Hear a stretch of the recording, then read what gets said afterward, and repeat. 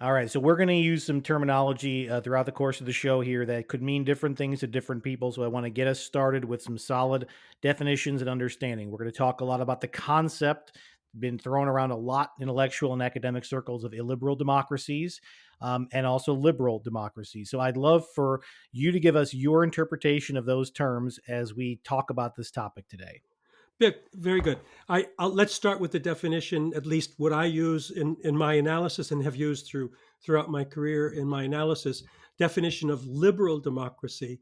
And then we can easily say that illiberal democracy is something that moves away from it, and there are many different phases of it. Liberal democracy is what you and I grew up believing, that we had a system almost perfected with human rights, civil rights, freedom of the press, our sacred First Amendment rights, as well as all of the various amendments, the rights to protection from illicit searches, from accusations, the right to vote, all of these things, plus, very importantly, the institutions that created the checks and balances to make this liberal democracy work, including, if you will, allow me to be a little bit liberal in my use of words, even the occasional rebellion that Thomas Jefferson had spoken of, that all systems require some rebellion. In other words, require some change, require that the checks and balances every once in a while, instead of just going nice and slow and actually not changing for long periods of time,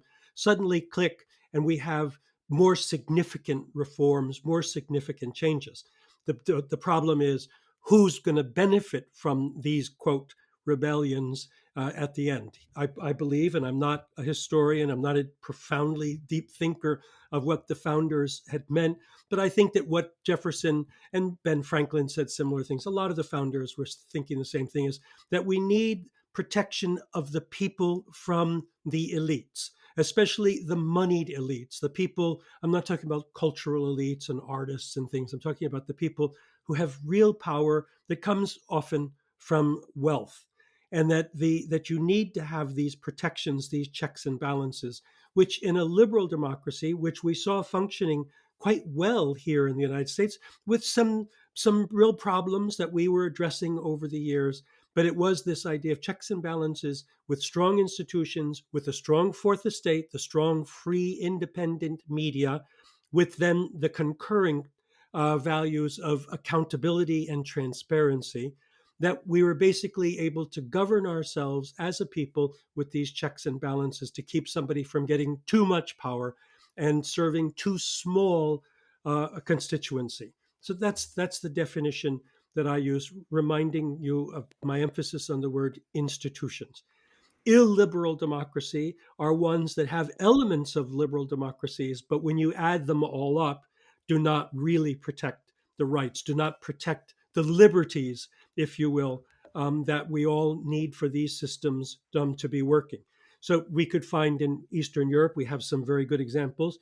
In much of the region where I spent a lot of my career in Latin America, the democracies have not been in a stable form, liberal democracies. So, illiberal democracy, one could say a more extreme form of it would be the autocratic regimes, authoritarian regimes, where very few elements, maybe an occasional election with maybe only one candidate, uh, and elements like that remain.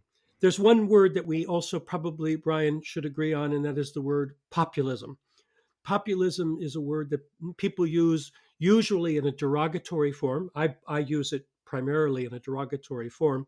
And populism is a kind of democracy that's direct to the point of circumventing institutions, circumventing checks and balances.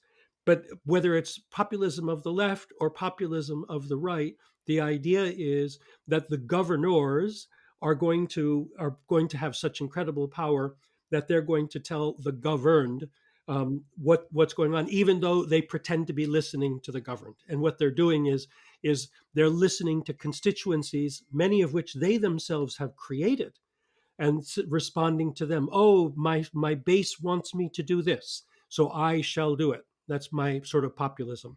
So those definitions are the ones that I think that you and I could use for this conversation.